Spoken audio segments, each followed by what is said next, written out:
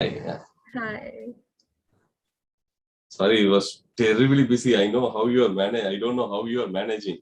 I saw in the morning also like nobody around, right? So you are big grand. I saw you are attending the morning. Yes. So TVs are also going on, and TVs are happening parallelly. Like we have to take care Yeah. of different domains. It's crazy at the moment, but it's okay. I think it's a great. Yeah.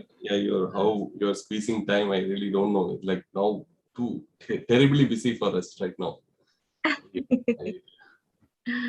Hopefully, I think Praveen and all they are managing it, but still totally occupied. Yes, it's okay.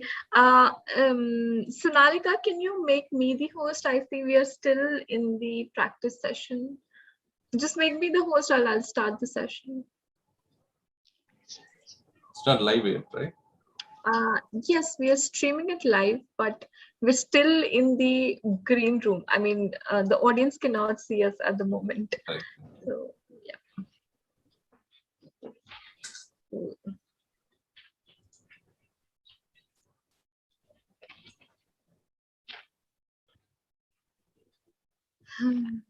Yeah, so we've just made the session live. Let's wait for 2 to 3 minutes for people to dial in.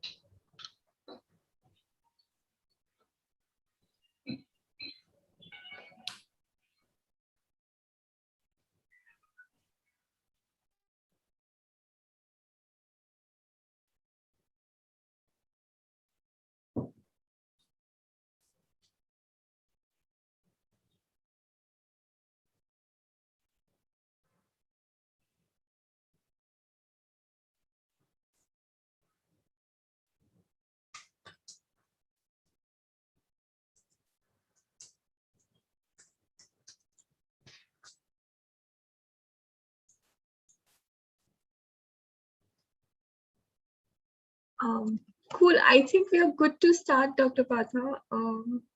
Yeah. Yeah. Okay. So thank you, Adri. Thanks a lot. And it is the final day of third day of our Better with Biotechnology program, led by our lead incubator in UP Uttarakhand region, IIT Kanpur, and along with our CSIR IITR Bionest Sitar and IIT Roorkee Tides. We are organizing this event as part of the Birac Vigyan Se Vikas, showcasing potential, journey, and impact of biotechnology on the society as part of our 75th year of India's Independence Day celebrations. Actually, this will be providing an avenue to learn from the experts as well as like gaining some knowledge, as well as the path of how we evolved, and to brainstorm the new way forward. So that's the reason why it's very much organized, and also particularly showcasing our Uttar Pradesh and Uttarakhand bio entrepreneurship potential. And with that, like, I welcome you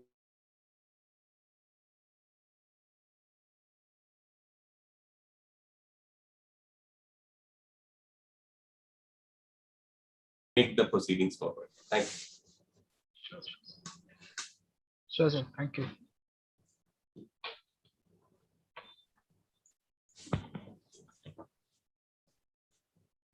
Can we start, Aditi?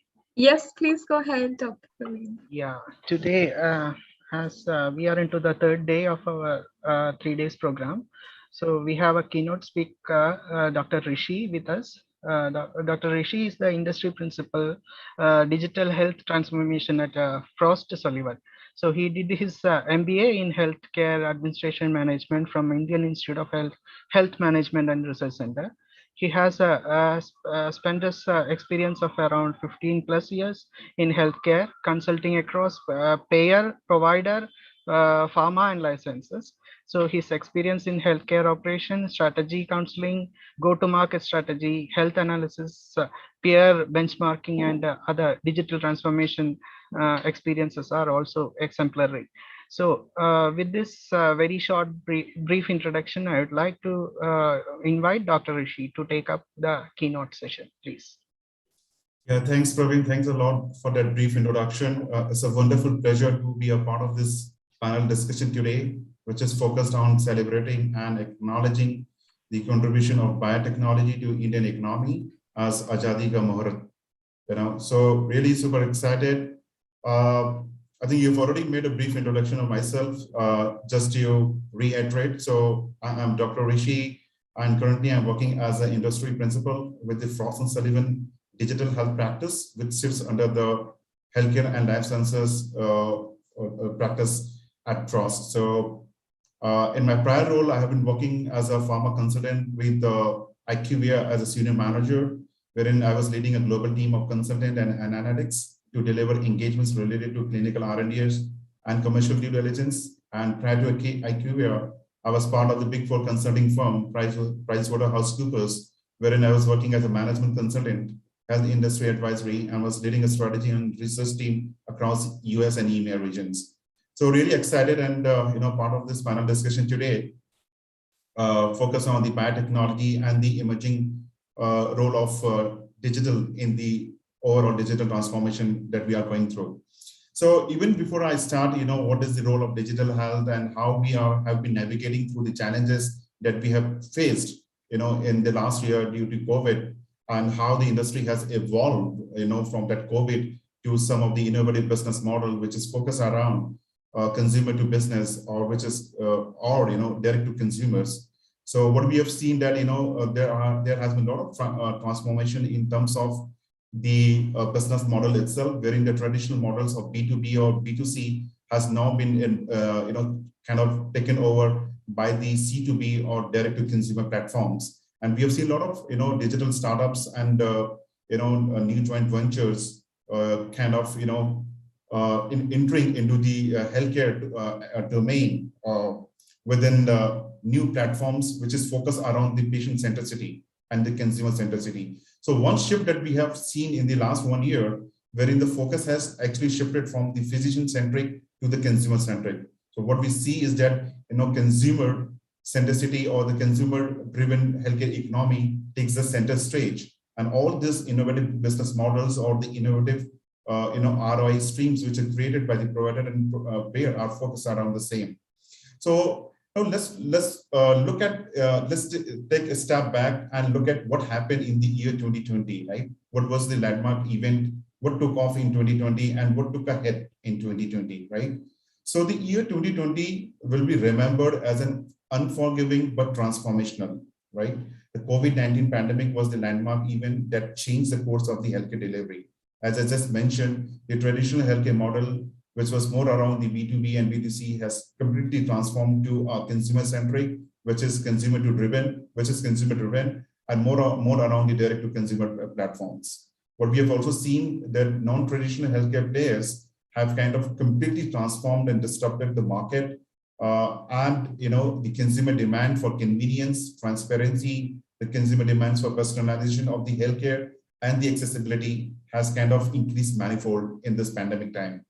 So this trend was already there, but then the COVID-19 only accentuated and fueled this trend to more so from the physician-centric to the consumer-centric healthcare ecosystem. In terms of what took off in the last year in 2020, so what we have seen that the emerging needs for digital health technologies like telehealth has become the new standard of care to remotely access the patient populations, thereby driving a large increase in the number of service providers. So what we have seen that most of these physicians have now adopted the telehealth as one of the most innovative tool, and we have also seen an increased adoption by the patients towards this telehealth model in terms of virtual care. So the other thing that we've seen in the digital health side is the virtualization of the care delivery. So what we have observed in the last 1.5 years that the care delivery has completely shifted from face-to-face to the virtual care. Thereby, what we have seen that original equipment manufacturers, that is OEMs, they are now exploring the new products and the fits, as well as the novel business models to manage the balance sheets and secure new contracts and to kind of gain the momentum in this new healthcare economy. So what we've seen that the non-traditional healthcare players, such as technology companies like Microsoft, Amazon, Google, they have been coming up with the digital health platforms, the big data and analytics platforms, the machine learning and AI into the healthcare, thereby making the healthcare more meaningful and more consumer driven. So what we have seen that increased adoption of technology like cloud in healthcare, the artificial intelligence and machine learning, which actually helps in consolidating all the disparate healthcare data, which is captured in the hospital HIS systems and EMR systems and the the payers claims data. They help in consolidating this all disparate data into a unified patient medical record and into a unified patient platform, and thereby running an AI and machine learning on this data to bring in more meaningful informations, which eventually results in better health outcome and also reducing the overall healthcare cost, right? So, and the other areas that we have seen, in the last 1 year, the trend that we have been observing as a market expert is that the increase we're seeing in the ventilator sales, use of medical consumables, and the investment in patient monitoring equipments. So as more of this model shifted to remote work because of pandemic, the new digital tools like remote patient monitoring or telehealth or virtual care has kind of taken over completely over the traditional healthcare model, right? The contract development and the manufacturing organizations, that is CDMOs, they have also seen and registering a good significant growth to meet the demand for COVID-19 vaccine and therapeutics. In terms of what took a hit in the last 1 year, in terms of the overall healthcare landscape, so what we have observed is that providers, they have witnessed a decrease in the volume of patients coming from the ambulatory care and the elective surgeries.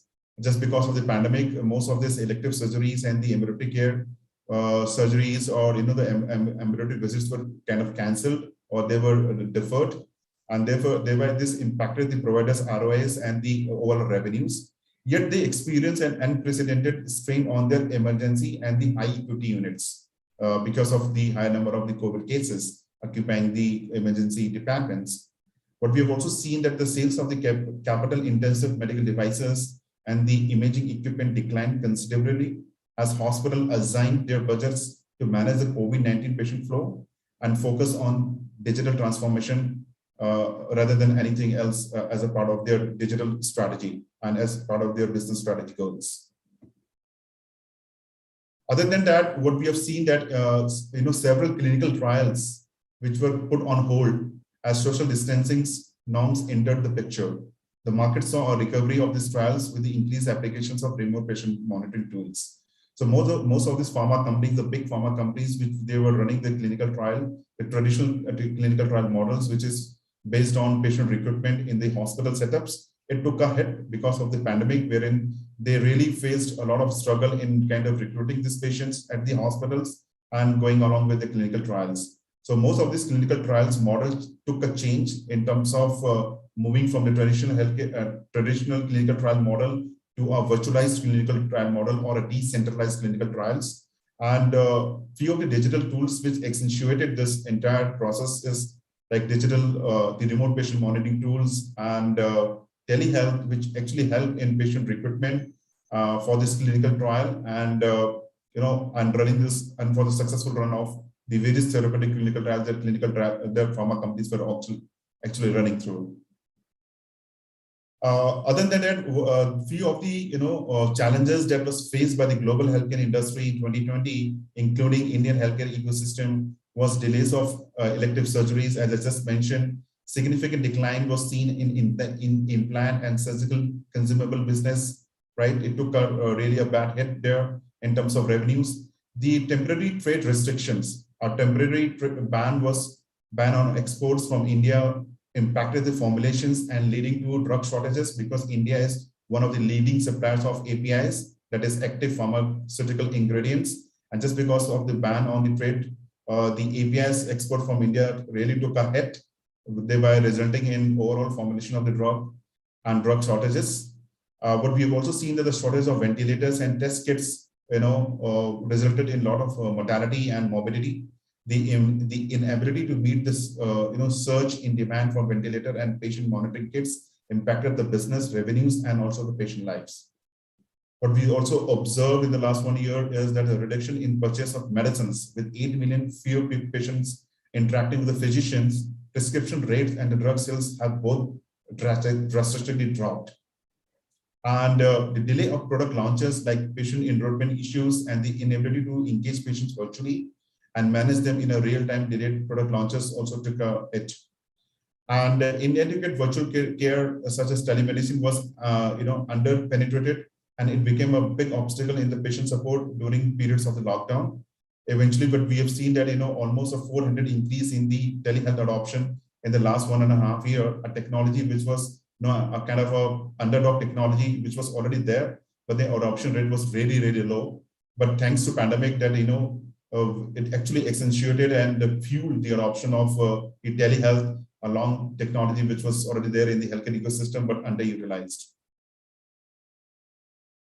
A few of the top predictions that we, as a market expert, kind of look at in the 2021 and the year ahead is that by the end of 2020, there are some positive things that may happen in the healthcare because of, the change in the traditional healthcare model with the entrance of, the digital companies like, Amazon and Google and AWS kind of completely transforming the traditional healthcare delivery models.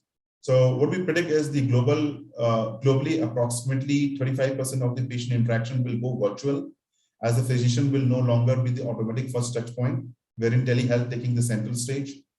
Almost 75% of the hospital capital equipment budgets will be diverted to other immediate needs. Flexible pricing models will become the norm. So one thing that will, took a hit is the pricing model that healthcare has been traditionally follow,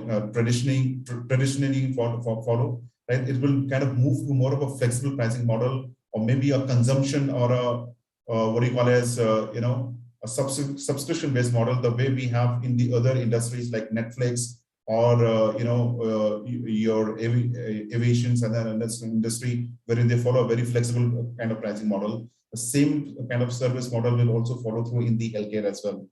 What we also observe is that Imaging ID will see an investment worth around 2 billion in high growth areas such as enterprise ID, imaging workflow efficiencies, health data interoperability, and analytics will become critical as AI and ML will take the central stage in driving more meaningful data from the patient data and helping in better disease detections and prevention, and thereby resulting in the better health outcome and also reducing the cost of the care. What we also predict is that the multi-gene panels and the next generation sequencing, that is NGS, tests will emerge as new testing standards for the NSCLC and the other colorectal and prostate cancer treatment pathways, thereby projecting an opportunity of around 1.7 billion by the end of 2021. The global telehealth market is kind of nearing to 50 billion in 2021, and it can be embedded in the virtual care opportunity scenario. So anything until now we see telehealth as a new norm. I think soon it will be kind of integrated in the mainstream healthcare delivery model, and it's going to become the next healthcare itself. What we also predict is that more than 25% of the intervention medical equipment applications on support specialist interactions with hospital surgical teams will happen remotely. The hybrid models of interactions, that is in-person and remote, will become more common. The behavioral health will drive increased growth in the digital therapeutics market by 3 times almost from 2021 to 2023. So what we have also observed that in the last 1 year, the behavioral health or, a lot of cases around the anxiety and depressions has come up. There has to be an increased focus by the provider and payer in this therapeutic area, and also by the pharmaceutical companies to come up with a digital therapeutics platform to manage the behavioral and the depressions and the anxiety of the cases around that. What we also observe is that up to 50 new deals will lead to around 2 billion spending on imaging solutions via enterprise custom partnership models, and the healthcare cloud technology will only accentuate this entire enterprise IT imaging market. Other than that, specifically talking about the pharmaceutical and biotechnology predictions and the market snapshot. So what we have observed as an industry expert is that the global pharmaceutical and the biotechnology market has seen an increased market revenue from 1,271 billion to around 1,360 billion, almost an increase of with CAGR of 4.5%. So there is a kind of what we see a steep increase in the global healthcare, pharmaceutical and the biopharmaceutical market. So the market really looks positive. What we observe is that Asia Pacific, including India and China, will contribute to almost 85.8% of the total revenue coming from this total biotechnology and the pharmaceutical market. So the Asia Pacific will be one of the hot investment area in terms of the clinical trials, in terms of digital therapeutics, in terms of the investment in the pharmaceutical and the pharmaceutical and biotechnology market. What we also observe is that in terms of the market segmentation by biologics, that is the large molecules, and chemicals, that is small molecules, the biologics will form almost around 31.2% revenue from the global total pharmaceutical market, wherein the small molecules will constitute around 68.8% of the market revenue from the total global pharmaceutical and biotechnology market. In terms of few drivers and restraint, what we kind of predict is that in terms of drivers towards the pharmaceutical and biotechnology market is the contributions of the biologics will increase for the overall market, especially in the therapeutics areas of immuno-oncology and immunotherapeutics agents. We also predict that CDMOs will register a significant growth to meet the unprecedented demand for COVID-19 vaccine and the therapeutics. In terms of few restraints, which kind of pose challenges to this pharmaceutical and biotechnology market are patient loss of key biologics products, exposes companies to risks around 90 billion in sales between 2019 to 2024. And what we also see that limited pharmaceutical supply chain will pose a challenge for the distribution of COVID-19 vaccine in lesser developed economies. So there has to be a lot of focus and stress on the efficient supply chain analytics for the efficient administration and the distribution of the COVID-19 vaccine, especially for the underdeveloped and the developing countries. And in terms of if we have to really talk about the digital health market, so what we see that the digital health market kind of also sees a positive growth from 2019 to 2021, and what we predict is that from 2019 to 2021, the global healthcare digital market will increase manifold from 149 billion to almost 166.4 billion with CAGR of 4% and more. And this shows a lot of aspirational growth, especially from 2019 to 2021 and year beyond. And again, if I have to talk about a few of the drivers and restraints which is driving this growth. So what we have observed is that in 2020, the digital healthcare market witnessed a mixed response from its primary and end users. Legacy platform solutions like hospital information system, the EMR, the revenue cycle management, care coordination, population health management, end-to-end value-based care IT solution, and cybersecurity. They involve a large-scale technology transformation programs and have received the lukewarm interest from the payer and provider who kind of prioritize responses to COVID-19 in the short term. And what we also kind of, in terms of the digital market, revenue forecast, what we see that again, Asia Pacific seems to be a quite promising market with the overall revenue growth of 10% in the global market. And in terms of the market forecast by the digital health segmentation, what we see that telehealth will constitute around 30% of the digital health market, wherein the health IT and health IT solutions, which includes the hospital information system, the hospital billing systems, the financial management system and all, will constitute around the 70% of the global healthcare cloud market. In terms of driver and restraints, what we observe in terms of drivers are the COVID-19 pandemic obviously is one of the key drivers, which is aligned well with the healthcare stakeholders' visions to reimagine patient care using the targeted digital solutions at hospital, at home care, and anywhere and anytime healthcare concept. What we also see that consumer-centric innovation has taken the central stage in the digital health as payers and providers, and the pharma companies expect to expand the scope of healthcare from risks to healthy population. In terms of the restraints, which kind of pose a challenge to the overall digital health market, is due to COVID-19 related financial setbacks, the healthcare businesses, they have again seen the preferred fee for service over the value-based care models. So the care model, which was early shifting from the fee for service to value-based, has taken a hit. And what we also see that limited pharmaceutical supply chain will pose a challenge for the distribution of COVID-19 vaccine in lesser developed economies. If we have to specifically talk about the Indian healthcare market, what we observe is that Indian health. So what if I have to really talk about the Indian healthcare market in terms of economics, the technologies, and the regulatory. In terms of economic, what we see that the Indian healthcare and the wellness tourism sector will take the highest growth within the medical tourism. So it seems quite a positive trend there. So India, it kind of offers the unique propositions of Ayush services, and there are major attractions for medical tourists, especially from the Europe and the other developed countries. In the light of overloaded and strained clinical pipelines and decreased return on the investment for research and development, that is R&D, CMOs will need to support the pharma companies in introducing innovations by offering improved manufacturing efficiencies and data analytics solutions. In terms of technology, the government initiatives like the National Health Portal and the online registration systems are expected to increase adoption of e-healthcare models for the masses, especially in the areas of stress management and the behavioral health, thereby extending up to the cardiology, diabetes, oncology. What we also see that startups like Wealthy Therapeutics have gained a lot of traction by focusing on the cardiac and diabetes segments. Innovative radiology business model will drive diagnostic imaging. What we also observed that PPPs in the radiology service payment model for the services have been seen some success, and the online e-commerce platforms such as e-pharmacies and the state of medical supplies will gain traction in 2021 due to increased internet penetration.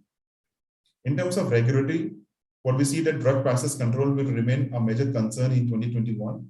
The government began taking additional drug price measure back in 2017, which is expected to continue negatively impacting the margin of local and the foreign drug companies. A separate license and the registries of e-pharmacies player should be created. The dispensation of the scheduled drugs should be against a valid prescription from a registered medical practitioners.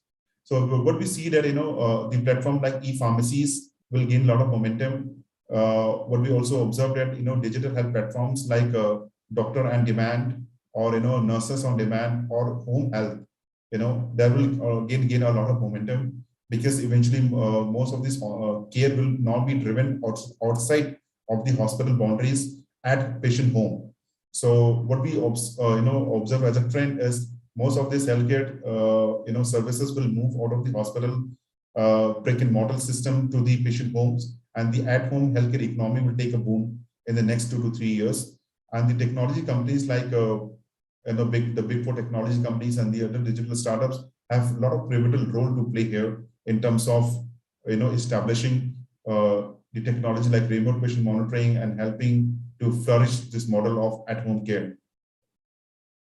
And obviously, in terms of the pharmaceutical, the clinical trials, what we see that the trend will shift away from the hospital-based clinical trials to more of a virtual cloud and the decentralized clinical trial. And technology, again, telehealth and remote patient monitoring will help in the patient recruitment in terms of retaining the patient throughout the clinical trial in terms of patient engagement. So a lot of focus around in the patient engagement tools, a lot of focus on the digital startups. As we see that, some of the, if I have to really give an example from few of the Indian digital startups like Innovation, it's one of the digital startups, in the cloud platforms. Eventually, what they offer as a service is they have a product called as, patient data activation platform. Eventually, what this platform does is it kind of, collects the data from the disparate medical sources, like from EMR and EHRs and from the claims data, and it kind of, brings this data into a unified health data lake. And then using the artificial intelligence and the machine learning, they kind of run some smart algorithm over this patient data to derive some meaningful output from this patient data, which eventually results in better disease detection and prevention, the patient risk stratifications, and better patient outreach programs, thereby resulting in increased patient satisfaction and the decreased overall healthcare cost.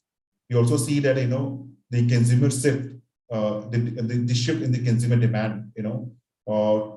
Traditionally, if you see that the patients, they prefer to have a face-to-face or inpatient visits, but now with the adoption of telehealth, as what we see that more of the healthcare will now be delivered through the virtual care model using telehealth and the RPM platforms.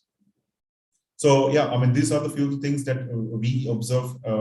I observe, as a market expert, and I'm open for a panel discussion and for the Q&A to the floor. So back to you, Aditi. Thank you, Rishi. Rishi, we've got a couple of questions in the chat box. How is IQVIA or any other CRO for that matter helping clinical trial by using data approach method? Can you share some insights on that?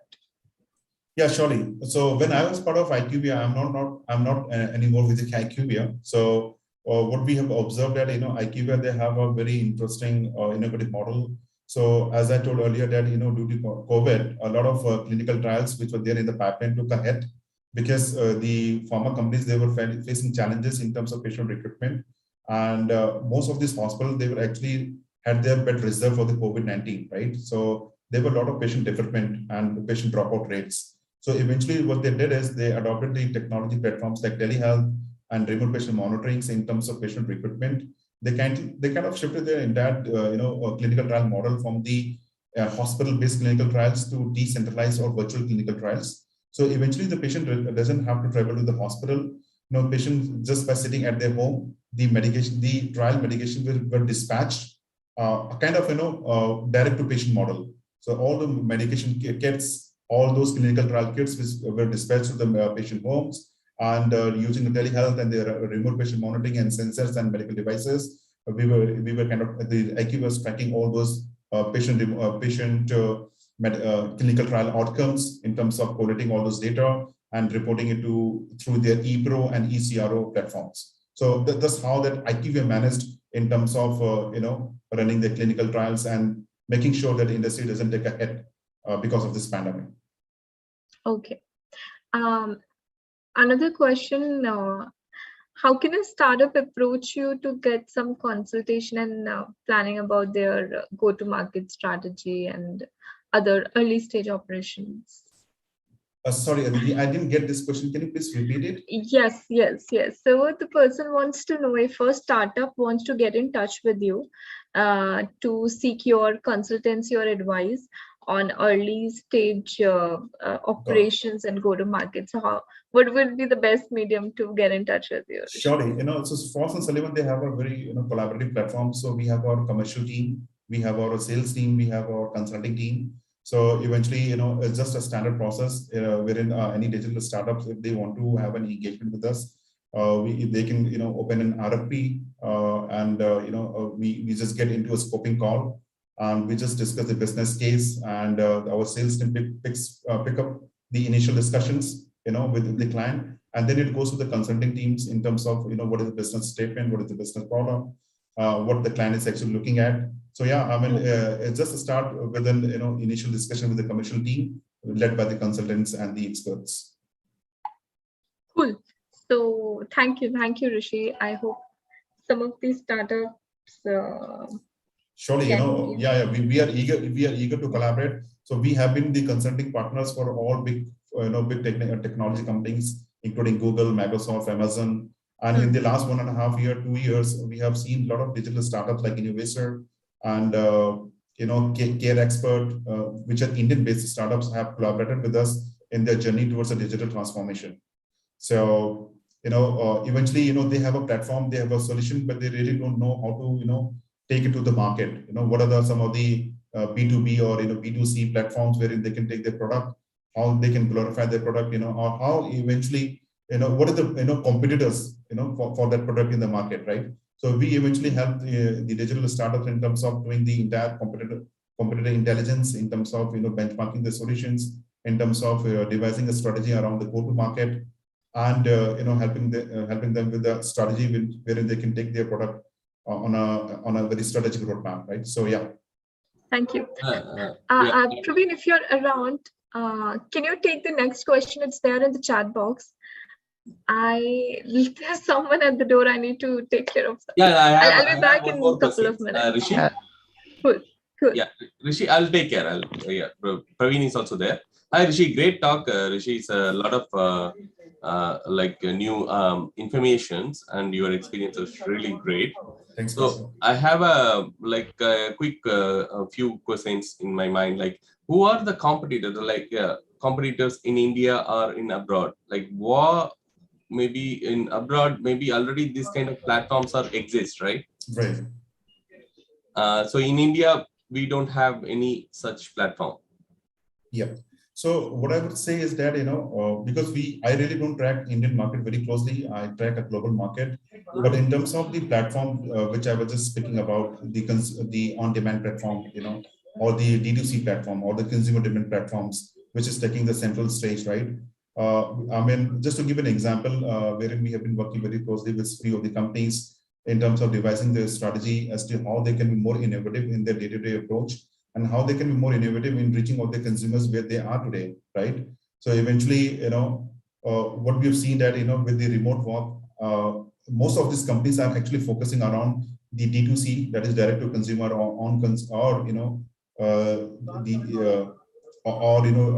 B2C models, right? So most of the strategy that we devise around these models areas in terms of what are the other best practices models in these areas by the other companies, what is their strategy, what is their go-to-market strategy, what are their pricing models. Like I just spoke about the flexible market pricing models. I just spoke about the consumption-based and the consumption-based pricing models. So eventually what we see that shift in the healthcare, one big shift in the healthcare is that the healthcare provider and payer have to move to more of a flexible healthcare models, right? So there are the areas wherein we bring in expertise in terms of working with the digital startups and other, in fact, the mature companies as well, in terms of revising their business models. Yeah. Thank you. So one more thing, mostly who will be because this is very, still we are unorganized. Few of them are not organized that very well in compared to in our country. Because in abroad, probably they have a provider like healthcare provider, the hospitals are like the medical centers or diagnostics. Everywhere they have a interconnected or like this based on the insurance or things will work properly. So the medicals, obviously they are like one of the, and also your medical records, everything comes under in one single panel platform. But here, what are the challenges you may face it? Like if they really want to go ahead here in India, and probably people will come with some kind of innovative idea to you. So that will be really helpful for them. Surely. So I think one of the challenges that will, directly the Indian healthcare incumbents or the digital technology company that may face is the healthcare data interoperability, right? So what we have observed at the hospital, they come up with their own silos application ready. And this application, they do not talk to each other. They are, a kind of a siloed application, which is at the hospital setting level itself, right? So eventually what happens is like the care continuum is disjointed. There is actually no care continuum here in terms of, suppose if I have to give an example, if, a patient goes to a hospital X and gets some medical treatment, say some, CT and MRI, and tomorrow if a patient wants to go to another hospital, maybe for various reasons, what if the other hospital doesn't have the all medical records or, the CT and MRI results, So again, what happens, the patient has to again go through the same cycle of treatment or, diagnostics. This is just because we do not have a health system wherein we can share the information over a common affinity, right? So eventually, the data interoperability from a hospital X to hospital Y, wherein the different applications have to talk to each other. And that's where the challenges lies. And that's where is also the opportunity, right? As we see that more of this technology and digital health companies are now focusing around the healthcare data interoperability, coming up with solutions, which is more connected, right? Which actually helps in the care continuum from patient, when the patient is diagnosed with a disease, to throughout the patient treatment pathway, and patient being discharged from the hospital, and up to the hospital, up to the care at home, right? The at-home care model is kind of taking it up a lot, because eventually what we observe is that a patient do not want to travel to hospital for small diseases, because one thing that they kind of assume that they can treat it by themselves, or second thing, they can really have kind of a technology which can help them in treating the disease just sitting at home, right? Especially for the chronic diseases which needs long interventions like diabetes or hypertension, or some chronic disorders like asthma and all, right? So yeah, so what we see that a lot of interventions, and technology enabler companies are only going to help this a lot in terms of coming up platform on the home care, or coming up with a platform which kind of shares the data from one platform to another. So our digital platforms, which is interconnected, and which help in the care continuum, which kind of helps in patient engagement where the patient are today, which offers the convenience, and which kind of offers the a continuous sense of engagement for the patients, is something that they are expecting, and that's something which will also flourish, in terms of the coming years.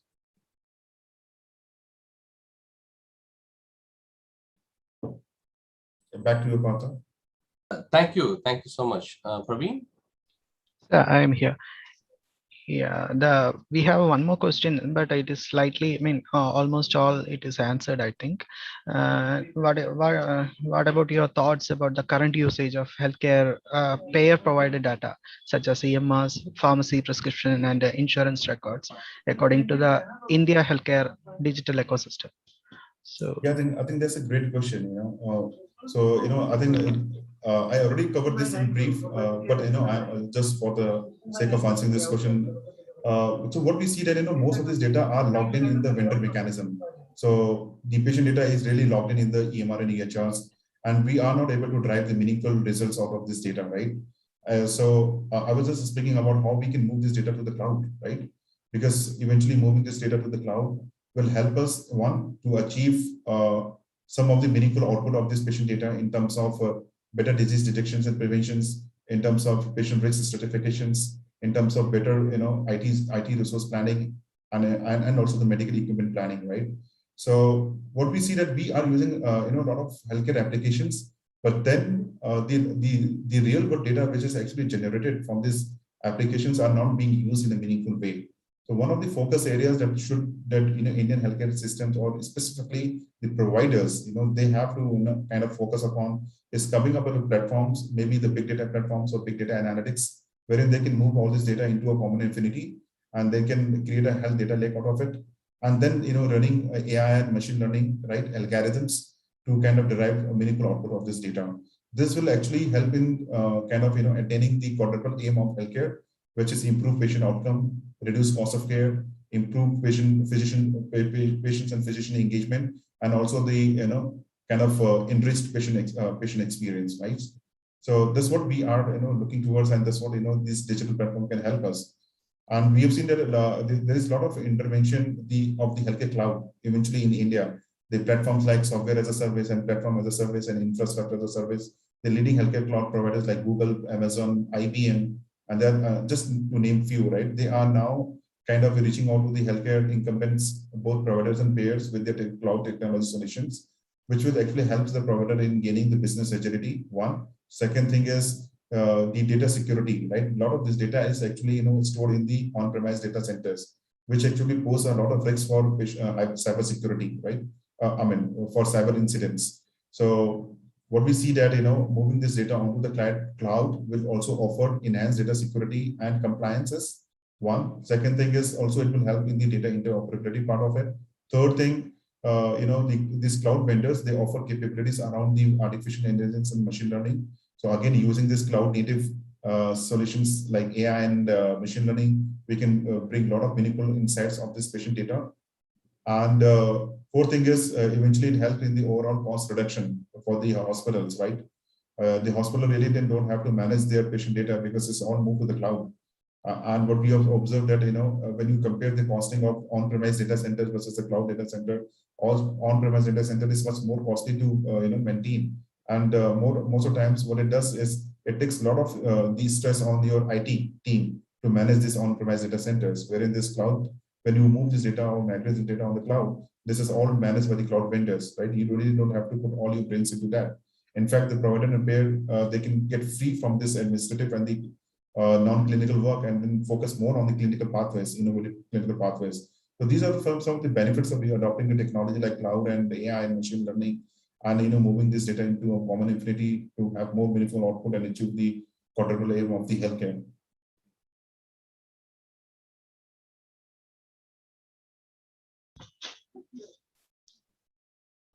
Yes, with that, we can wind up our keynote session. So thanks, Dr. Rishi, for sharing all this wonderful insights on the healthcare administration and updates.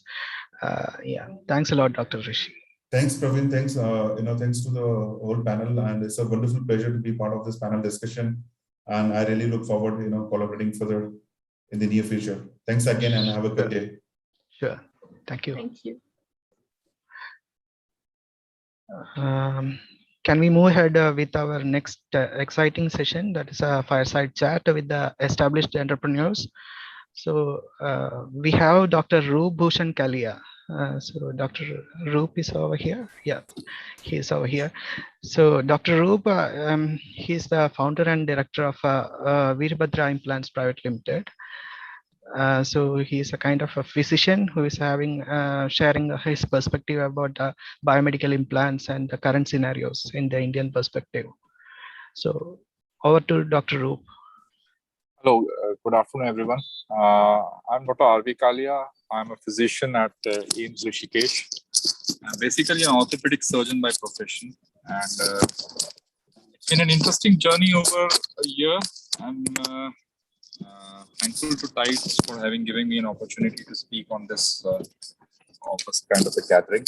And I basically started with an idea and started building on that. I realized as a clinician that we don't really have any implants available for patellar fractures. And it was a kind of an innovative idea, and it was just in the mind. And then we started working on it and started to make initial few steps towards thinking more about it. And we gave a presentation to Tides Roorkee, and surprisingly, it was taken up as a great idea. It was an idea, but we really didn't realize its worth at that time. And then what happened was, once we got a certain positive feedback from IIT Roorkee, we started really working very hard on it. And basically what our implant is that it's a plate for fixing patellar fractures. And surprisingly, in our country, most of the industry that we have does not really innovate any implants. We usually just take the technology which is available to us and just make largely something very similar or an exact copy of the technology that already exists. And most of our ideas are basically westward looking, and we are hoping that the Western world will come up with the ideas and we will just implement those ideas in our ecosystem.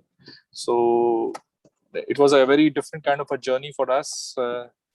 We were also affected a lot by COVID as a hospital and as a researcher as well, because we had to shift our gears towards COVID management. IIT Roorkee also shut down for a few months, and everything became very difficult because progress was not really being made. We can happily share that we had an industry partner with us who was very enthusiastic about it, and he did the CAD drawings for us. And after the CAD drawings were done, we could make a prototype, and we also had a collaboration with another scientific organization, and we could develop a finite element of a knee. And in the finite element of the knee, we compared the plate that we had designed with a plate which is basically designed by a multinational company. And it was very heartening for us. We just completed that part of our study, and it was very heartening to know that on a digital model, our implant stood all the biomechanical tests very well and was comparable in strength and utilization with the existing implant. So we need to bring it forward. It's been challenging.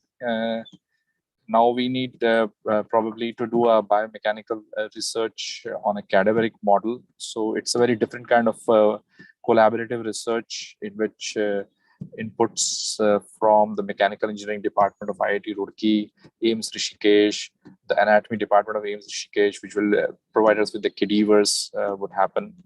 And then probably we will be in a position to showcase our implant to various implant manufacturers.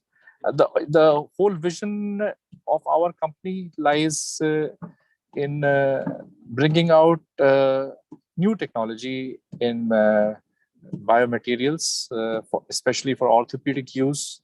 And our vision is that we would start from ideas and bring it to a platform where it will be useful to patients, and probably we will be able to improve outcomes for patients and bring something which is very surprising, is that we should have an R&D, strong R&D in our sphere of orthopedics as well. And we would love to have implants which are researched and developed in our own country, rather than just copying and matching the implants that are available elsewhere.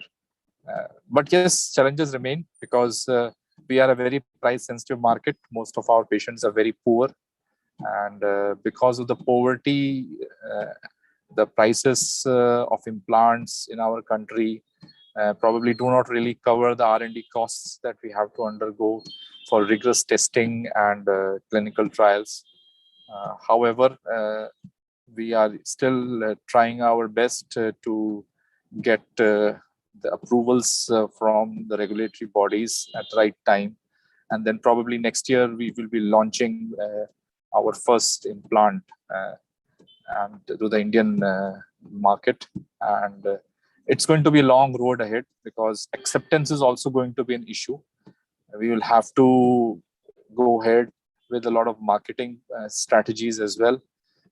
And we'll have to hold camps and small conferences or webinars to really explain the new implant, its utilization, the surgical technique to surgeons as well, because we are going to have a problem that there's going to be resistance to change. So that is something that is going to be like an inertia to us. And let's hope that our implant is successful and is accepted by a large orthopedic community. And since we are ourselves orthopedic surgeons, so our acceptance level probably, because we are basically peers with other people, would be better than marketing done by a company itself. But yes, challenges do remain, and it's going to be an exciting journey. And that's all I have to say.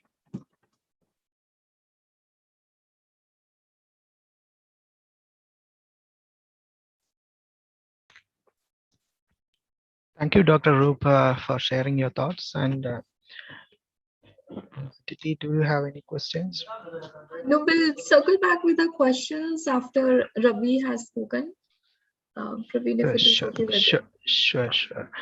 So can we go ahead with the next speaker, who is Mr. Ravi Kaushik? Yes. Ravi is the founder and CEO of Earth. Earth is the manufacturers of antimicrobial air purifiers. So we would like to hear from Mr. Ravi next. Yes. Hello. Hi, everyone. Thank you for giving me this opportunity. I'm really sorry, but there is some bug. I'm not able to open my camera, and this is how I have to communicate. I would really appreciate it if I could have opened my own camera, but sorry for that. I'll be sharing a presentation, and definitely sharing about the story, how we did, and the major part SIC played with us, right? So that is something that I am going to cover, and particularly I am highlighting R&D driven startup because I definitely feel and believe, and I think everybody will resonate here, that R&D driven startups are the most difficult ones still in India, right? And to pursue them. So yeah, it has been a long journey, but yeah, there is a lot to be done, and this is what we are doing right now. We are trying to protect people against unseen pathogens, be it viruses or any other kind of germs in the air, by real-time deactivation using a technology which has been developed at IIT Bombay and IIT Kanpur. So what you can see here, right, the CAD model is our device, antimicrobial air purifier, and which has been tested for two things. One, since nobody can do testing on live SARS-CoV-2, we generated particles which were of the same size as SARS-CoV-2, which is approximately 100 nanometers at CSIR-Indian National Physical Lab. And approximately at 400 meter cube of flow rate, we were able to achieve 80% reduction, which is huge.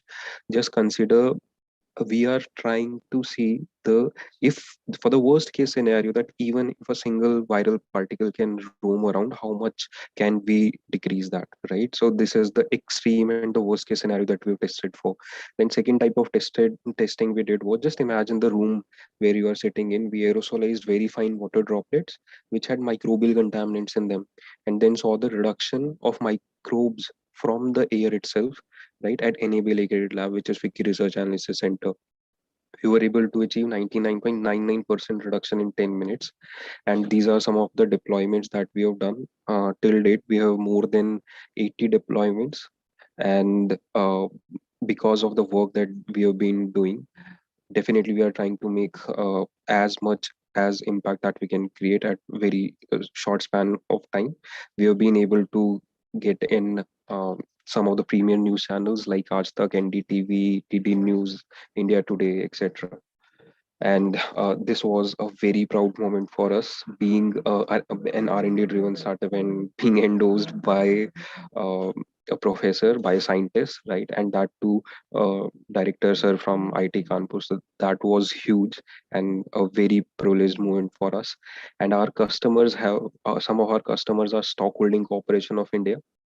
So just imagine a government organization is taking our product with a closed tender because we don't have any competition. And that's how we are making every other air purifier in the market obsolete, because they can just capture all the pathogens. The pathogens will grow inside them and they can again be resuspended back, right?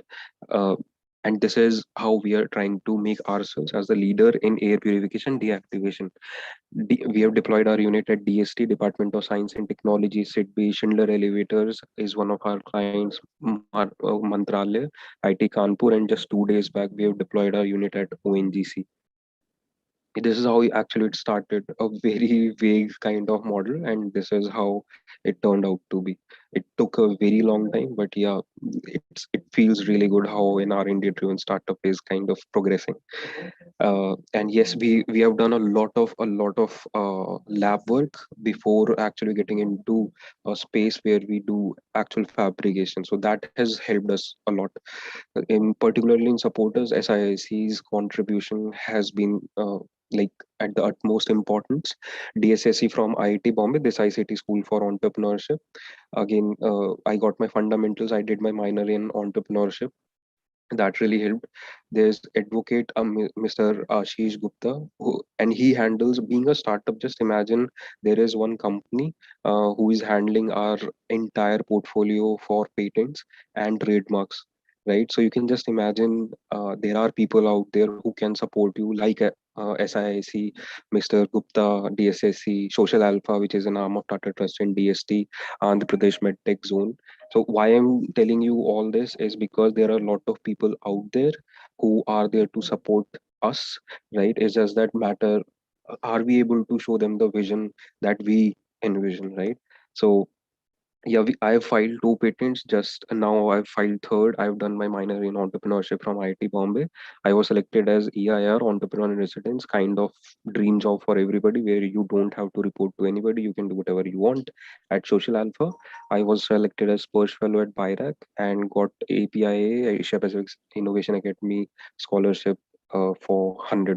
So yeah, this is about my journey, and I would be happy to answer any questions.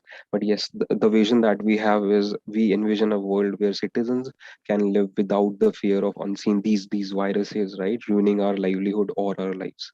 Thank you very much.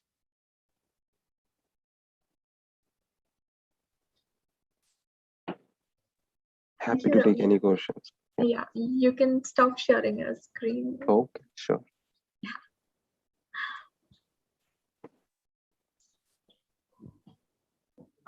Can I have a question to Ravi? So, Ravi, how you are attaining this kind of antimicrobial effect in your purifiers? Are you applying any kind of antimicrobial agents with the purifying system, or how you are attaining this level of antimicrobial properties? Right. So, sir, how we started was with very basic mathematical models and integration of different technologies, such that definitely there are, for example, ionozer-based air purifiers out there in the market, right? There are UV-based air purifiers out there in the market, but they are we calculated the efficacy of it, and we kind of figured out that the efficacy in a single pass is much lesser, right? And we can actually deliver a product. We did mathematical calculation and then CFD analysis to kind of go for an efficiency which can be 8,000 times in a single pass better than what is available in the market. So what we are doing, we like unlike other air purifiers which mostly works on a capture mechanism, we work on a DCD mechanism, that is deactivate capture deactivate mechanism. So first deactivation happens due to two different technologies, that is ionization and photocatalysis, both acting each other with UV light remaining there. But the most essence of it is how we are able to increase the residence time and the intensity. Again, did mathematical modeling around it. Then capture happens, right? Now in captures we use post processed filters, not just any regular HEPA filter, but post processed HEPA filters, which we are making fibrous nano coating, sir, which again is something proprietary. And then again deactivation happens due to OH radicals which are formed in the process of ionization and photocatalysis and prolonged exposure to UVC rays. So this is how DCD mechanism happens entirely. So you have patented for this thing, this Yes, technology, IIT. DCD. Yes, IIT Bombay Great, owns the patent. great. So you are incubated in Sign, or I mean, what is the SIC, incubation system? SIC. SIC, fine. Yeah, complete Cool, support cool. from there. Great. Great to know the progress also. So your prototype is already done, or Sir, what is alpha version of our market ready product is out there. We have sold more than 80 units and deployed more fantastic? than 100 so till date. Fantastic. Yeah, Stockholding Corporation of India is one of our client. ONGC, IIT Kanpur, Schindler Elevators. They are some of our clients, and talking to a lot of other clients, and hoping to get PO soon, Cool, purchase cool, order soon. cool, cool. Yeah. So over to you, Aditi. Yes. Thanks, Praveen. Certainly, I can chat with Ravi anytime since he's a part of our portfolio. I have a couple of questions for Dr. Roop. So, Dr. Roop, being an orthopedic surgeon, I'm sure identifying the problem statement must not have been an Herculean task. But I just wanted to know how long did you take to validate your idea? Like, as in, you had a problem statement ready, Yes, yes. but how long? How much time did you invest in conceptualizing the whole solution and taking the Yeah. final shot that this is what I want to do? Okay. From idea to a mathematical model or a computer model, it took us about 8 to 9 months. Okay. And from that mathematical model to having a finite element analysis, it took us another 3 months. So it's been a year, a little bit more than that, if you talk about the initial drawings and everything. But after the serious work started, it took us about a year to have something on our hands which was saying that yes, this is working. Actually, the problem with medical devices is that there are a lot of regulatory norms that need to be followed. We just can't bring it out in the market and Absolutely. start using it on patients. Yeah, yeah. So, Dr. because Roop, if you could, medical devices, if you could highlight So, those selection parameters, because I'm sure the audience would like to understand the entire thought process behind, coming up with a yes. particular design. Like, what are the Okay. boundary conditions you take into? Yeah. So, for example, if I'm talking about the patellar bone, so it's for the people who are not non-medical, it's basically the kneecap that you have, and the forces which are acting on the kneecap are basically tensile in nature. So you have a very huge tendon which is inserting into the upper part of the patellar tendon, patellar bone, and there is another tendon on the lower side, and the whole of your thighs muscle is basically working through this patella, and because of that, the forces that are acting on the patella are largely tensile in nature. So if there's a fracture of the patella, what happens is that the fragments just move apart. And the current methods of fixation, since I'm a surgeon, I've been using them for so many years, do a decent job, but they have their own peculiar kind of problems, because basically what we are using at present moment is wiring. So we are basically wiring the two fragments together so that they gum together and join. And if we think about it, then obviously a plate is much more biomechanically sound and stable because it is fixed with screws, not just wires. And because of that, probably we thought that let's have there was no implant available in the market, so that was something very huge for us, that as a surgeon I don't really have an implant for a patellar fracture, and that got us going, that let's think about something that's not there. So that was a huge thing, that we don't have any basic competition. So the only competition we have is a multinational plate, which is not really affordable to a lot of Indian patients, and fractures do happen all the time. And since there is no implant available, so we thought that this will be an implant that has got a chance of making a considerable difference in patients' lives and give an option to surgeons who are operating on these patients. So these were our thoughts when we started developing. If you would like, I can also start sharing some of the slides that I have with me. But yes, absolutely.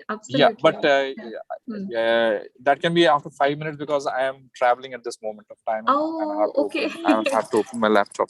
So, no. That's okay. So I'll be happy to take any questions now, and within 5 minutes, I think I should be in a situation of switching on my slides and show the plate and all the stuff that we have done. So I will be happy to take any questions or from you or any of the audience for the next 5 minutes, and then I will start my presentation. Sure. No issues, Dr. Roop. If you're driving, I can go to Ravi. No, and I'm ask traveling. couple of- I'm not driving, but Okay. I'm a little mobile at this moment. So All I right, will all right. I will welcome any questions from anybody, and within 5 minutes I will start my presentation. So, Dr. Roop, how have you secured any funding for your? Yes, we were happy in securing our funding, and we got a funding from IIT Roorkee Tides, and that has really helped us because doing R&D is expensive, especially for an idea which is yet to be completely validated. So it was the funding that we got from IIT Roorkee, which has helped us in creating a prototype for our implant, and it has also helped us in doing the basic research that we needed to validate our idea.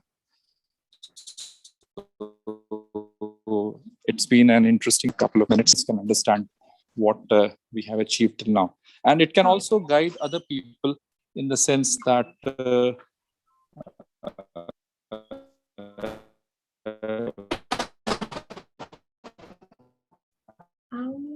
we've lost you, Dr. Roop. I think there's even some core bandwidth issue. can get involved in basic science research. If okay, hello, am I audible? Yes, yes, your voice is little shaky. I think because of bandwidth issue. Okay. But Is it? that's okay. Am I fine now? Yes, you're perfectly fine. Okay. So the idea is that we can innovate and probably do things that are difficult for clinicians if we have an idea and we build on it, work consistently, and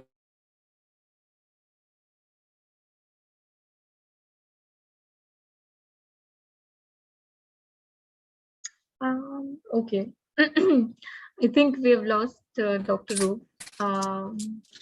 probably It's okay, Dr. Roop. You can settle, like you can take a minute or two, settle down at your place. I will go to Ravi and ask a couple of questions, which will give you some breathing space and I think a better, more stable internet connection.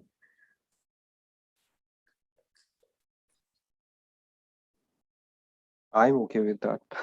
Yeah. Okay, Ravi. So can you please enlighten on how did you picked your team members or your co-founder? Can you share some tips on that?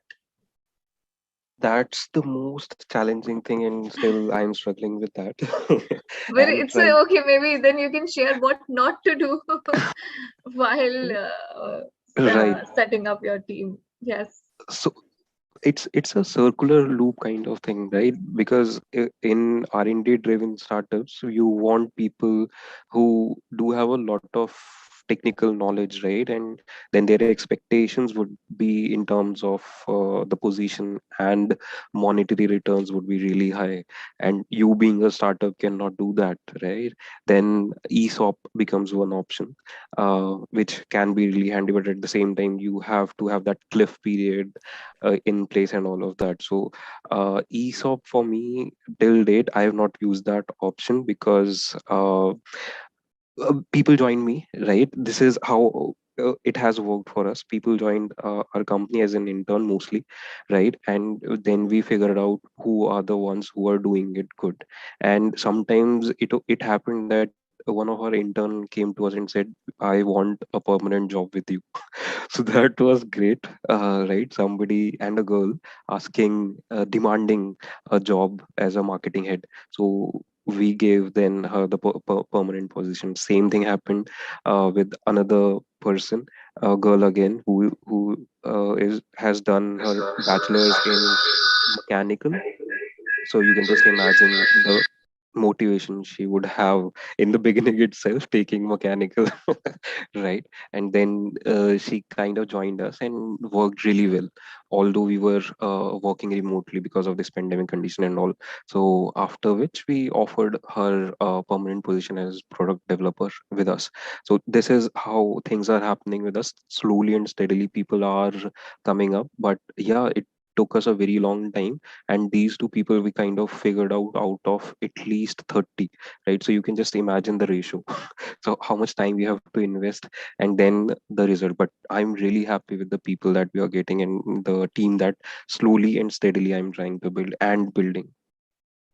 Okay, Ravi. So in our yesterday's session, one of the startup, he shared a very beautiful piece of advice that he follows while selecting any of the team members. So he said that I basically judge the will and passion of the person. There has to be coherence there. Skills can be developed, can be worked upon. So what is your take on that? Right, exactly. So skill, anybody can learn anything, right? It's just matter of the passion, right? So that actually has been a case with us also. So the person, again taking our own example, the person who is kind of heading our sales right now has been into media, these Hindustan Times and all, right, for 9 years, and he wanted to switch his profile and wanted to work in cities. He has been into rural mostly, so we gave him that opportunity and he's doing really good. And just day before yesterday he cracked the deal with ONGC, right? So it happened Wow. just, yeah. So this passion is something, yeah, we really appreciate. And apart from this, what I usually do is give them at the very beginning, I give them very difficult tasks. For example, this guy was in Noida, right? And I live in West Delhi, extreme West Delhi. I called him like, okay, let's discuss. I don't want to discuss over a call. Let's discuss face to face, and you come to my place, and I will. And then let's say let's meet at Domino's, right? And he came. Then we had a meeting at another place. I just called him up that I cannot guarantee you right now anything, but let's have a chat again. And then he came again. So this is how you kind of find, okay, these people are actually they want to work with you, right? Hmm. So this is how, apart from whatever they say, because words are cheap, right? But actions are not. Yeah, indeed. Yeah. Yes. That's a nice story, Ravi. Yeah. Hmm. I don't see Dr. Roop here. I think he's still struggling with his internet. Um, Praveen, would you like to ask any question to Ravi? Yes, Ravi's progress is also much impressive. So I have already made a question. So about the to further scaling up, you want to diversify the models also. So what are their, I mean, advanced models? What are things in your mind? How you can further, I mean, Right. different dimensions you want to make according to the, I mean, Right. requirements. Right. So there are two aspects to it, Dr. Praveen. One is scaling up the production rate of our current model, and second is developing another model, right? So first part is scaling up of our current model. What I have figured out in India, manufacturing is really underserved, right? There are a lot of people out there who can do the job for you. You don't have to build your assets. You can just go out there and give them some portion of your profit, right? They'll take very little portion, for example 20% or whatever they are making, and they can do the job for you. So we have identified a couple of such vendors who can do the job for us, and from current capacity of around 200 units per month, we can go up to 500, 600 very easily. So this is what we have identified after talking to a lot of these vendors who can do the job. And then second is how we are trying to diversify in terms of products. So after talking to a lot of consumers, right, we kind of identified again a very good data point, which is definitely you talk to the consumers themselves, customers themselves. So we were identified that our current model is for a big room and definitely it is expensive. We are coming up with a smaller version and which can cater to smaller room size and your bedrooms. So, and that is something that we want to go into B2C segment, not currently we are focusing mostly B2B. So This is Ravi, I have a question for you. uh, Yeah. So since I am also being involved in COVID care for about a year now, yeah, what really, as a healthcare provider, what we really need is probably a very safe environment. And for a right. safe environment, having a air purifier in a room probably does not obviate the use of a mouse. It doesn't obviate the use of a mask, right? So even if you have an air purifier in the corner of a room, it does not really obviate the need of a mask, especially if a person with a contaminated viral load enters into the room. Mhm.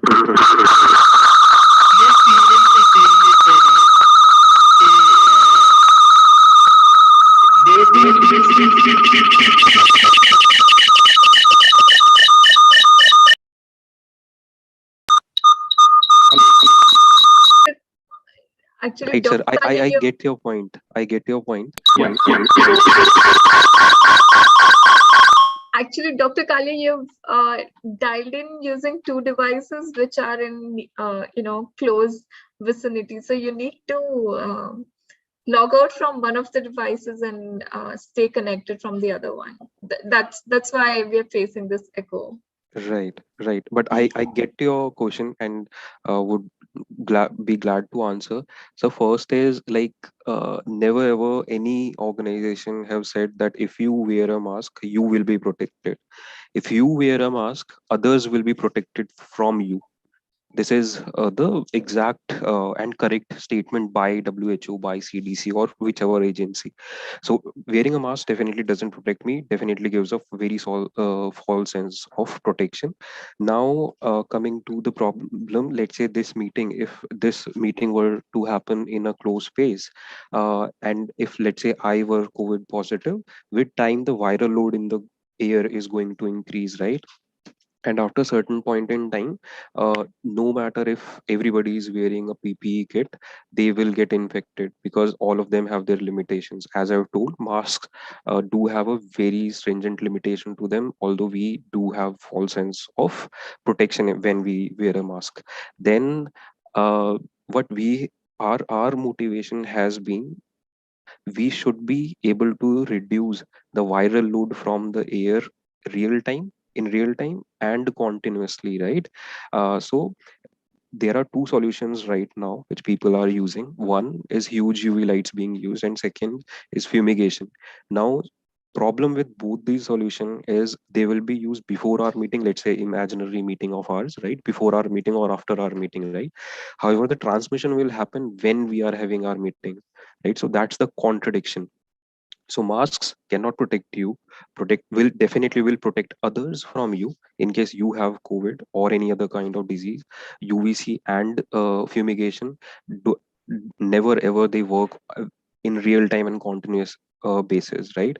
And that has been our motivation from the starting, that it should be safe, completely safe actually, and should work real time. For and any other air purifier, they will become a source of disease transmission. There are enough research paper around us which suggest they allow microbial growth, not virus but definitely bacteria and fungus. They allow the growth of that, and they can again be resuspended. There are two theories: theory of detachment and theory of resuspension, due to which any other air purifier can again resuspend the germs again back into the air, and that's how we are making every other air purifier obsolete. So I hope I got all 4 points covered: mask, UV light, fumigation, any other air purifier. And I've been working on air purification since 2018 under guidance of Professor Y.S. Maya, who is India's leading aerosol scientist. So that's why I do have a lot of confidence in all of this stuff that I'm saying. Ravi, what about the other version of like say air curtains and other mode of high blow systems that we are using in the surgical rooms or clean rooms that protects a lot of that aerosol particle entering into the Right, clean right, facility. right, So sir. is that a kind of a thought in your, I mean, further developing stages, or Right. uh, it can work Yes, with your DCD modality? yes, it can, sir. But our focus right now are not those specific locations where we are already maintaining very high standards of these elimination of disease transmission. For example, let's say ICU. Our motivation is to first and foremost try to focus on those hotspots. For example, OPD areas, right?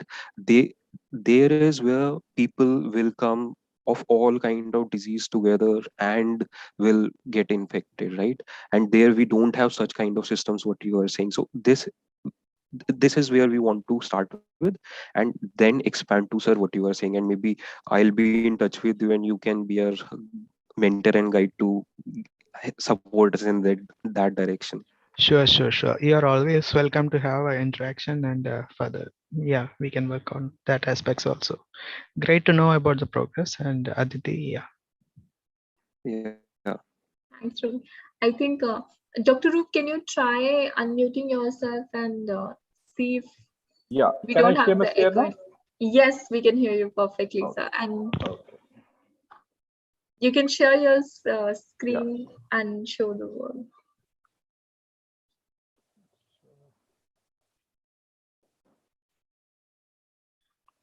Just to let you know, Dr. Roop, the session is being streamed live on YouTube. Yeah. Yeah. So I'm if you just have trying any to share my. confidential data, yeah, please refrain from sharing that. Mhm. There appears to be something technical going on.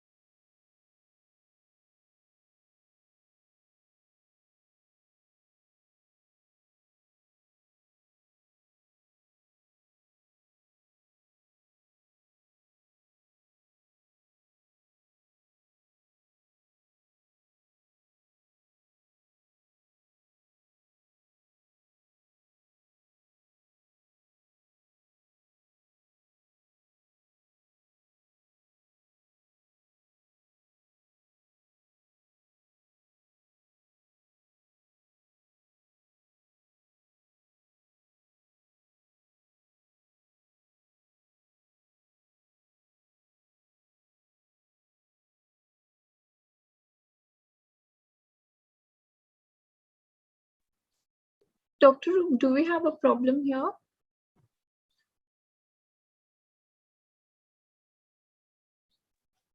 I think he's missed out from the connection. Yes. I can answer more questions. I'm sure, Ravi. The thing is, we don't have any question from the audience at the moment. Um,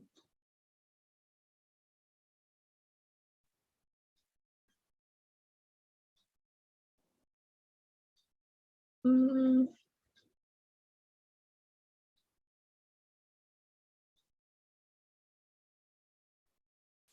never mind. Maybe we can ask you another question, Ravi. Um, I know, Ravi, you've struggled a lot with the funding, but can you share some insights on your journey as far as seeking funds are concerned? I Yeah, see Dr. definitely. Roop back in the room, but I'm not sure. Dr. Roop, can you hear me?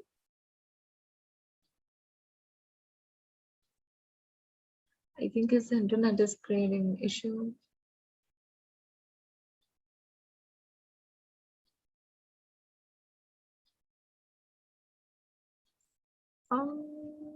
Cool, Ravi, I, you can go ahead I with your answer. Yeah. Right. So, still we are struggling, Aditi, on that part because see, ours is R&D drone plus hardware based, right? So you can just imagine the kind of capital required every cycle that we are making a batch of our air purifiers, and then again we are selling it. But then again we have to make that right, and the development that we are doing. So it's a huge cost. Then definitely the compliance testing, efficacy testing, and all of that, right? So it takes a tool and HR cost that you have. So it's very capital extensive.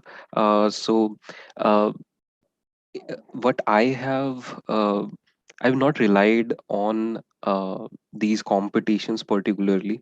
That has been a good part, right? Otherwise, I would just be spending most of my time on filling different forms. What I otherwise did was I reached out to supporters like SIIC, Social Alpha, DSSC, who can help me to understand who are the people. Maybe they can charge us something, but they can at the same time support us, right, and can become our partner as we grow ahead. So these are some industrial people, industrial connects that we've got from our supporters that really helped us. And about funding, see, you everybody has a lot of friends, right? So that's what I did. I raised friends and family around, and whenever again having cash crunch, I would again reach out to somebody. Again cash crunch, I would again reach out to somebody. Seriously, I never ever imagined that valley of death, right, which everybody Hmm, is really afraid of. hmm, I thought, hmm. yeah, once you are out there in the market and making revenue, never ever would you be in a position of valley of death, right? But then I've experienced so many deaths that now I'm used to this, and I now know, okay, there are people out there who can support me at any point in time. So I'm not afraid of having a very low balance in my company account. I'm okay with that. But I'm 100% sure, because see, getting funding is not that difficult being from IIT and having this and that, right? So we Hmm. have been given a lot of offers, to be very frank. But at the same time, the kind of partnership we wanted and the growth that we wanted, we have been very choosy in that, right? And we would be the same way because there are people out there who are supporting us like SIC. Thanks. On that, Ravi, actually, I want you to give a message out loud to our audience that it is okay for the startups to be selective, and they should be very cautious of the people they are getting investment from, and what Yep, funding. Yeah, so like, the startups are not always beggars. You don't right, have to right, settle for less. So if you right. could, yeah, add on to that, So Ravi. one experience I can share with you. One of I would say sharks out there. So they approached us. They said, we'll take X% of sweat equity. Whatever revenue you will make, right? We will take 20% of that. We will help you with the connects, right? But 20% of the revenue that you are going to make, and apart from that, any funding that you will raise in other rounds, right, that has to come through us, and we'll take 5% of that. So you can just imagine three kind of business models they had. So it's, Really? yeah, and it's out there. Matlab, people do such kind of business models are out there, and a lot of so-called investors are doing that. So yeah, we have faced every kind of shark, and that's particularly why I know how people are out there. And but references really help, right? Matlab, coming from if let's say a reference comes from IIT Kanpur and all of that, so that weighs a lot, has a lot of weight to it. But at the same time, doesn't matter that we have to go with them, right? It you have to negotiate, right? Because the this is the fundamental, right? If the investor that you are going ahead with kind of have the same vision as you do, it shouldn't be they have a lot of money and they can just invest, right? It has to be the strategic view that they have and you have. They should believe in the eccentric thinking of yours, right? Whatever you are thinking has to be eccentric because you are making a startup, right? And they have that kind of vision. For example, for us, we believe that every organization in coming days will be responsible to provide clean and pathogen free air to their employees and their customers, right? You do get clean water in any let's say you barge into any organization today, right? You will get clean water, but what about clean air? We envision you will get that too. Yes, Thank you, Aditi, Ravi. I think Dr. Roop is online. Yeah, We can, yes. yes, picture slides are also visible. Cool. Over to you, Dr. Kalya.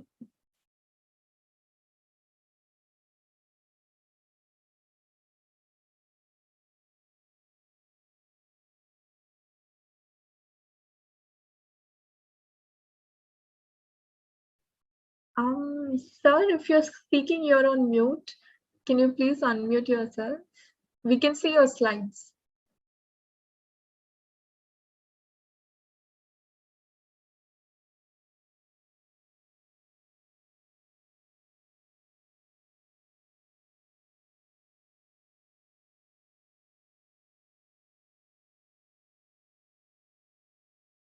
Yeah, am I audible now? Yeah.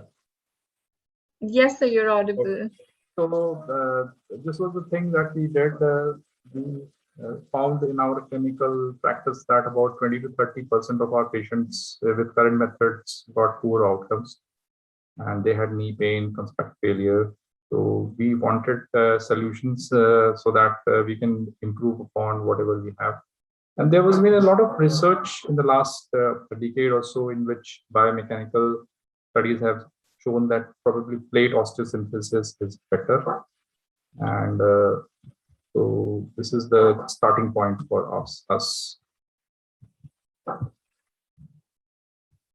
Okay, so this is the problem that I was talking about. You have pretty common fractures, and these are the ways that we fix them: wires and screws and different kind of constructs. However, these stainless steel wires and circlage create problems because this is a superficial bone, and screws probably are slightly better, but there was no real solution that we really had. So the tension band wiring is the standard way of fixing them. You just put two wires, stainless steel wires across the fracture and put a figure of eight loop across them and just tighten that. So it transforms the tension forces which are acting across the fracture to compression forces. However, it has got its own peculiar set of problems because it irritates the soft tissues, and probably screws are better because the wires don't jut out, and there is still no definite solution for congenital fractures. And a lot of these cases, we have to just remove the patella and remove the patient's patella. So this is the kinds of plates which are available to us. They are all kinds of, because since there are no clear solutions, so obviously different kinds of plates are available. However, the plates are not really very accessible to most patients because of the cost, and they don't appear to be biomechanically excellent way of fixing a bone of that size, because you will always have soft tissue irritation if you put a plate all around the bone. So this is the kind of fixation, and then it fails obviously because it is not biomechanically sound. So they're all non-physiological, availability is very poor, and most of them are multinational plates, so the cost is prohibitive for a poor country like ours, and they're probably just extrapolating their designs from other places onto the patella rather than specifically designing. So we have loosening, we have symptomatic implants, failures, gaping, knee stiffness. So many problems are there. So there is a gross functional impairment. So the first study that we did was we needed to first study and find out what really is the Indian patella and how it differs. So we did 266 radiographs. We measured the patella in breadth and height. And we found that Indians had a thinner and a smaller patella. No surprise as compared to Western, because we are probably shorter and thinner than the Western counterparts. And males obviously had larger patellas as compared to females. So we use that research to start thinking about the size of implant that we need. And this was the initial drawing that we did. And we first locked our idea by lodging an application for a grant of patent. And these are the drawings that we use there. So it is anatomically designed. It is in the shape of the patella. It is curved. It has got two hooks on the lower side. It's got many holes through which screws can be put. And this is the important characteristics we wanted. So we wanted a plate to neutralize all the forces that are acting on the bone and work biomechanically efficiently and be simple enough so that every orthopedic surgeon can do it. And these are the important characteristics that we built into our plate. And this was the surgical technique that we thought that we would use forceps to reduce the fracture, and then put our plate with many screws, and 2 screws from top end to down would in fact compress the fracture and produce compressive force at the fracture end to hasten healing. So our plate was designed to precisely match the anterior surface of the patella. There were 2 hooks, there were locking screws on the side for fixation, and there were 2 tines on the upper part which can be bent to allow passage of 2 lag screws, which would go from the upper end to the lower end. So it's a universal kind of solution, and what we envisaged it was that it should be affordable to all patients, and it can be used like for difficult fractures, simple fractures, all fractures, basically, and probably improve outcomes. So this was the stage of funding. We incorporated our company, got the funding from Tides Bio Incubator.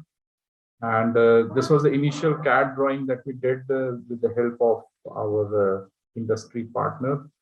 And then we refined the design and then diverged the screws a little bit so that the grip and bone would improve.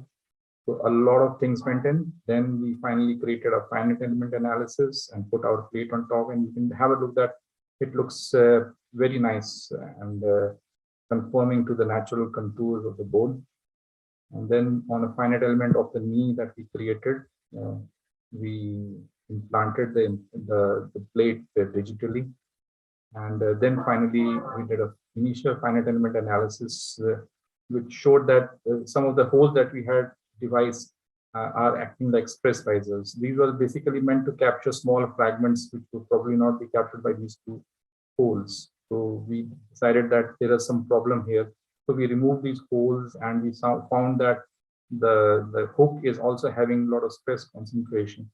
So we redesigned the hook, and the holes were removed, thickness was improved, and gradual thickness of the hook was eliminated, and tapering was redesigned. So a lot of things went in, and then finally a new CAD drawing was created, and this was again tested on a finite element analysis.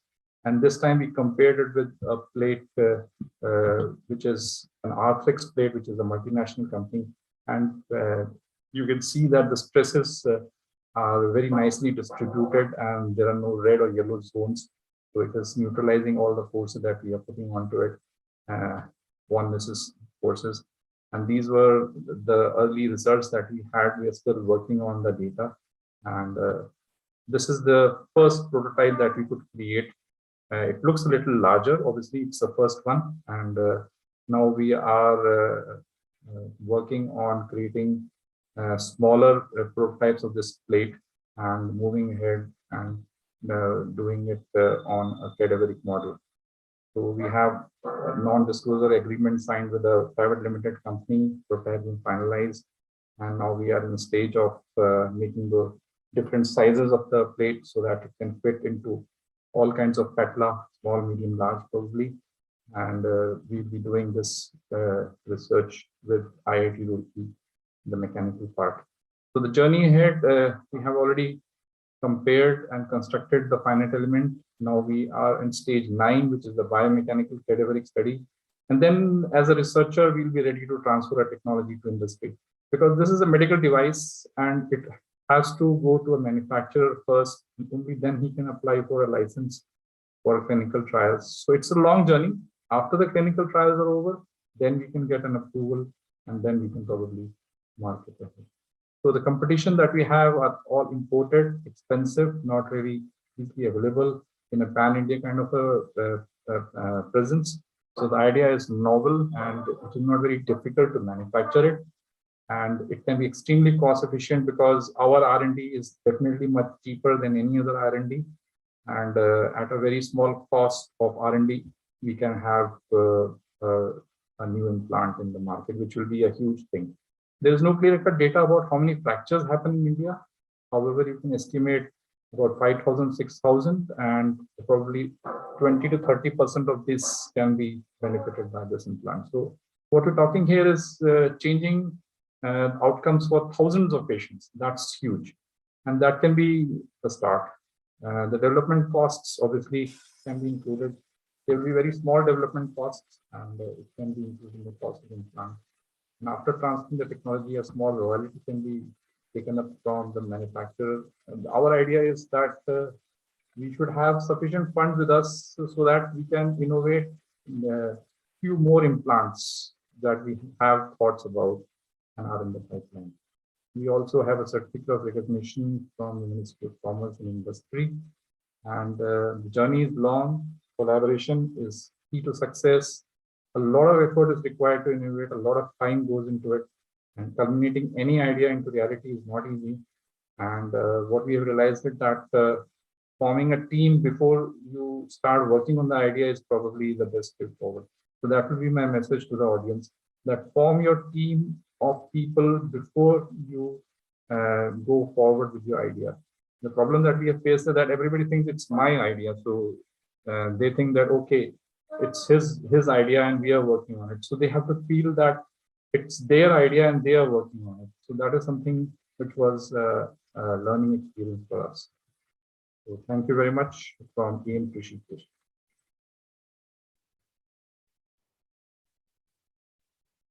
Thank you, Dr. Roop. And yeah, it's very important to make sure that your team members feel that it's their project as well. As much as it belongs to you, it belongs to them as well. Yeah. That's a very good piece of advice for the audience. Yeah. I'll be happy to take any questions if there are any. We don't have any question in the chat box, but yes, Shivam in the audience said that it is a very informative session. So thank you, Shivam.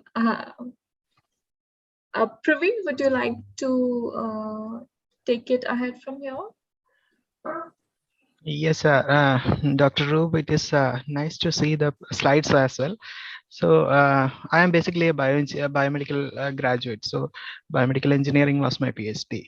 So it is always interesting to see this kind of artificial implants or kind of stuffs that can readily be implanted in the patients and can be useful for the humankind in a very rapid way also in the Indian scenario also. So can you, I don't know whether I have missed the material, that make of your plate. So can you say titanium. about it's titanium. Titanium only, or what about the screws also? It's also, they're also titanium. The titanium is the most biocompatible because it has got modulus elasticity which matches bone, and you can bend the plate also. Titanium, it doesn't break so easily.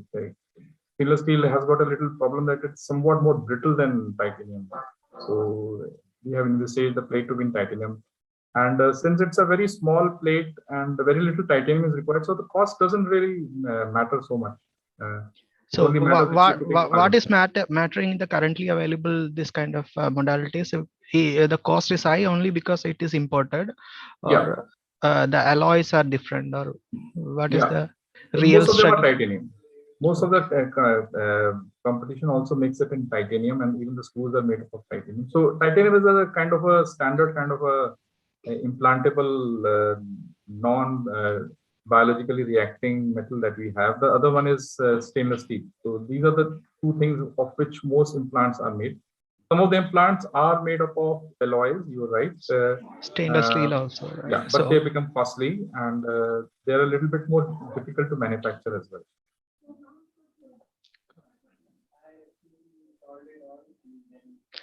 And do approach us for if you have any kind of a preliminary, since you have already into clinics, right? So if we have any kind of toxicity testing or so, please do approach us.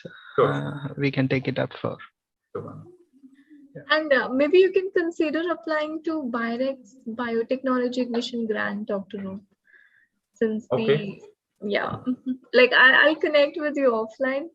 Maybe you can give it a shot. Sure, it will be better. Cool. So Praveen, maybe we are good to wrap up the session now. Sure. Yes, with that we can conclude our fireside chat session. So with the wonderful panelists we have, and we love to hear from Dr. Roop and Mr. Ravi also. So thank you both for joining with us, and looking forward to meet and interact with you further. So with that, we can conclude, and thanks a lot for joining with us. Thanks for all the participants, and Aditi, we can formally conclude the event also, because this is our third day. Final day. Yeah. Final day. Thank you, everyone, and I hope you liked our sessions. We've tried to bring variety on the table. So yeah, cool. Have a great evening, everyone. Take care. Bye-bye. Bye. Thank you so much. Yeah. Thank you. Sorry for the technical glitches. No, that's perfectly all right, sir. This is the new normal. I had to open another one. No issues, sir. No need for apologies. No. Yes. Yeah. Thank you, everyone. Bye-bye.